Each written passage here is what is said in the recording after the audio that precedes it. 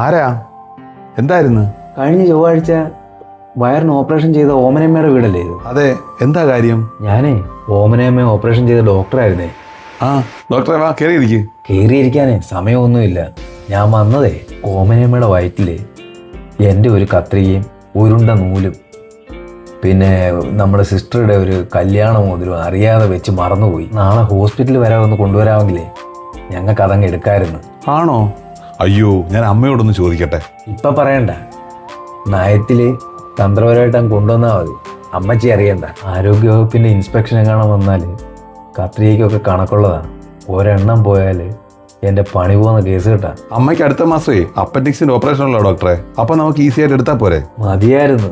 പക്ഷേ ആ സിസ്റ്ററിന്റെ അരപ്പവന്റെ മോതിരം വയറ്റി കിടക്കുകയല്ലേ. സ്വർണത്തിന്റെ വില ഇങ്ങനെ കൂടി കിടക്കുന്നോണ്ടേ ദിവസം തള്ളിപ്പോകുന്നതിനനുസരിച്ച് സ്വർണ്ണവിലയുടെ പലിശ കൊടുക്കേണ്ടി വരും സിസ്റ്റർക്ക്. പറ്റുമോ അതെനിക്ക്? അയ്യോ, പലിശ കൊടുക്കാനൊന്നും എൻ്റെ കയ്യിലില്ല. ഞാൻ എന്തെങ്കിലും വഴി ഉണ്ടാക്കാം ഡോക്ടറെ.